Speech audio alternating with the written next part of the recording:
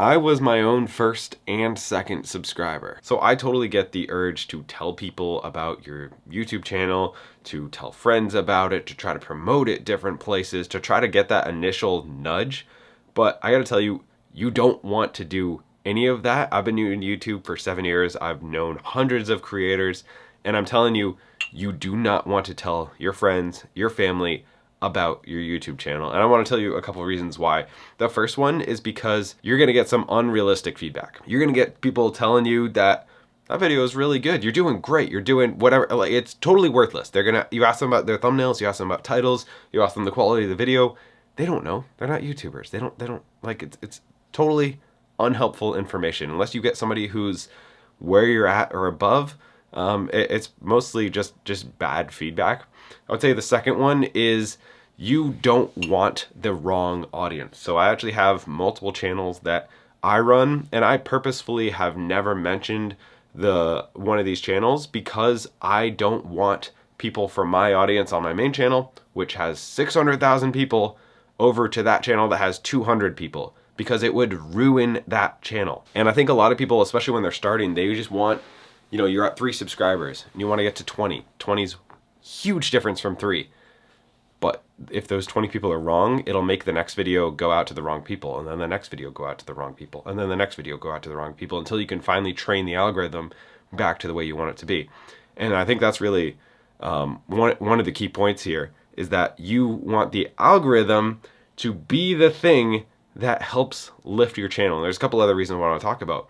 But especially when you're starting, if you want to like change topics or change to something new, I would almost start a new channel, because there is a lot of opportunity when having a new channel that is fresh with no wrong subscribers, that actually really helps YouTube get your video out to the right people. Like if I took this channel where I talk about YouTube and I talk about more of my personal business stuff, and I tried to make a video about, I don't know, tech or something, it's just gonna tank. Even if that was an amazing video that on a tech channel would get 1 million views, if I put that exact same video on my channel, it's gonna tank, because the people who are watching are not the right people. And if it goes out initially to those people and none of them click on it, tells YouTube it's a bad video, tanks it, dead right from the get-go. So like, you could literally take a great video that would work on a different channel, put it on your channel, it's gonna tank. And that's the same thing that happens when you get your mother and your friends and a bunch of people watching who just click on the video. They don't really watch it that much. They feel bad for you, they're like, whatever. Then it's actually gonna make that video do worse, because it's gonna give it like if they're not watching all the way through and it's not the correct audience, it's just gonna immediately like have this big drop off until the algorithm it's a bad video. So that's one of the reasons you don't want to actually get the wrong people in there.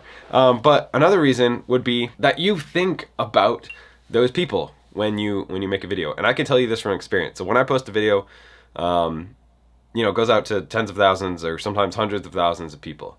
And the only people that I worry about with those videos are the people that I know personally, that walk up to me and say, hey, saw your video about whatever. Like, hey, how's this going? Like, that makes me think about, like, when I make a video, I worry about what I say because of those people that I know, not because of everybody else.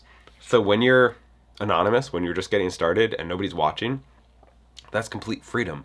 When your mom's watching, when your brother's watching, when your friend's watching, now you think about that when you're making a video. It puts this pressure on you that like you're worried about being awkward in front of people you know as opposed to strangers. And it puts this pressure of like, well, if you quit or you fail or whatever, it could be embarrassing. People might not be supportive. They might make fun of you. Just don't tell them about it. And that's really something I like when you have goals. There's generally a lot of people who are very loud when they have goals. Like, I'm going to do this year. I'm going to get in shape this year. I'm going to start this channel. I'm going to blow it up. I'm going to do this. I'm going to do that. The people who say that never are the ones that do it. The people who just shut up, they don't talk about it, and they just do things. They never talk about it. They never talk about their goals. They never talk about what they're doing. They just do. Those are the people who see a lot of success. It's kind of like that idea of going monk mode that's pretty popular right now, where you just like stop talking to people and you do stuff.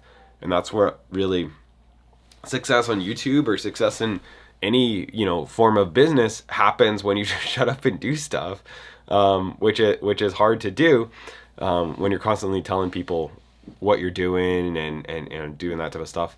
That being said, that can be kind of lonely when you are by yourself, especially when you're starting, you don't know any other people who are doing it. I've been doing it for 7 years. I don't know a single other, I know one other creator in my state that I hardly ever talk to. So like, I get the loneliness aspect of it and the wanting to talk to about it. But honestly, like, it's not helpful. Like you talk to people, you try to get their opinion, you get asked for advice. They don't know anything about YouTube. It's like, if anything, it's negative advice. It hurts you a little bit. So, I get that, but that's where I've found like some online communities. I'm actually building a free community that's going to be coming up just to get creators to just hang out and talk to each other who are new. So if you want to check that out, I'll leave a link. We're trying to still like build it, but hopefully you guys can get in, just talk to each other, just talk to other people who are doing the same thing, because that's actually useful advice. That's where you can get encouraged and actual helpful feedback from people who have done it before, and not people who have no idea what you're doing, why you're doing it, in your feedback or any of that. But a lot of people still ask me,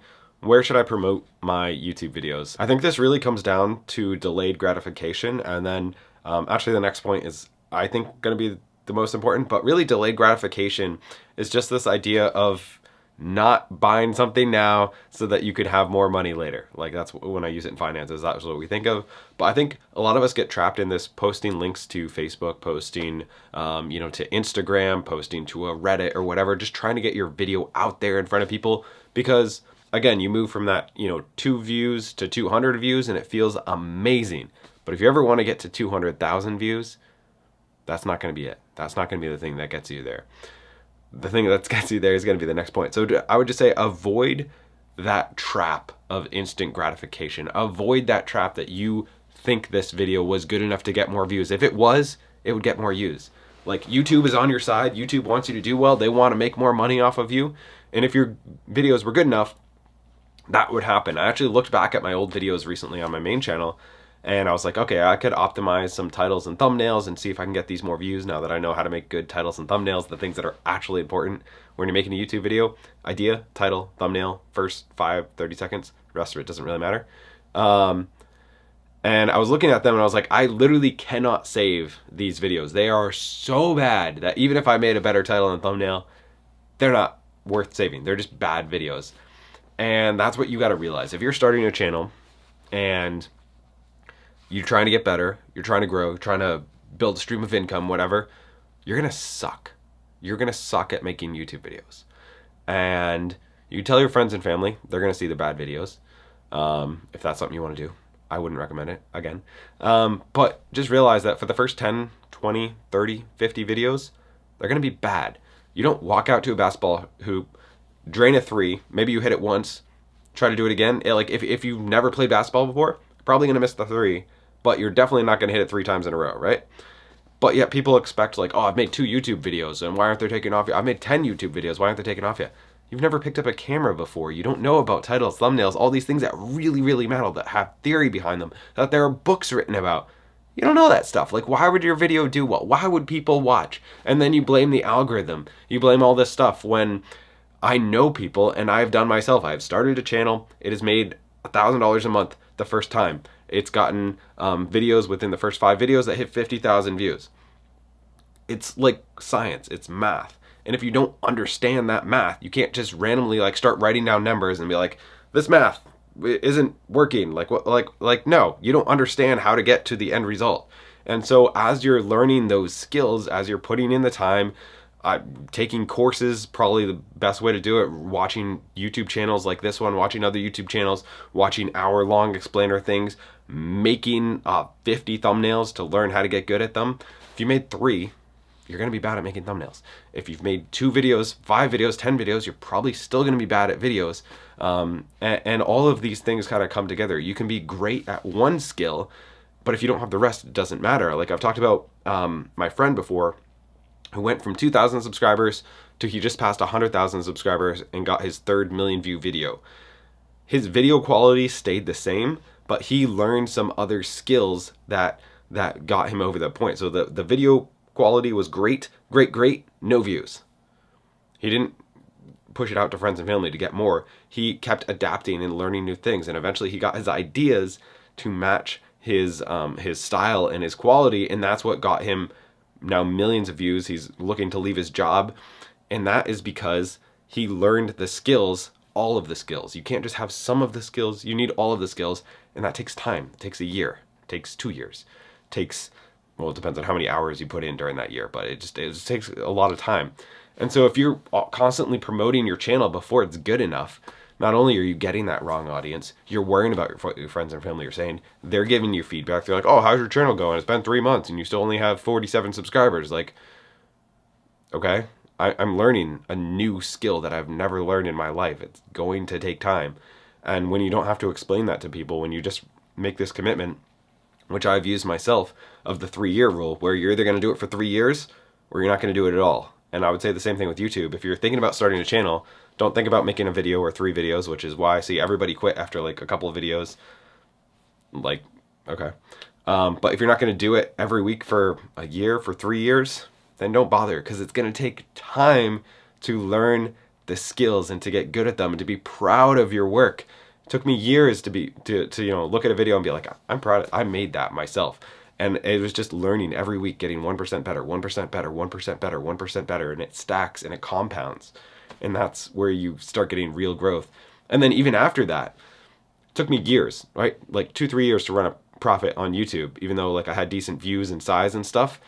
And now with the stuff that I know, like I learned how to make good YouTube videos. That was great over the course of a couple of years, because I wasn't good at learning. Like I know a lot more things now. I could have cut that time in half, but I took this time to learn all these skills to make good YouTube videos, but I didn't know how to monetize those videos. So until like 2 years ago, I hardly made any money on YouTube, even though I had a huge audience.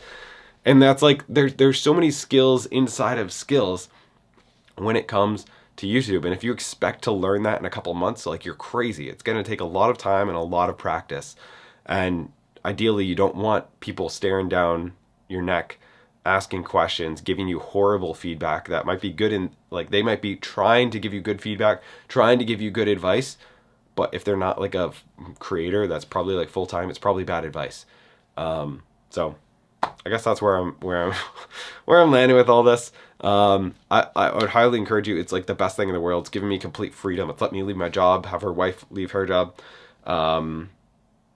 I get to talk about what I love every day. I get to just sit on the floor and talk like this. Like, it's super, super fun. So I would highly encourage you to keep going if you are doing YouTube, but find your right people. Don't look for the easy route. Don't look to jump cut it. Like, it's going to take time.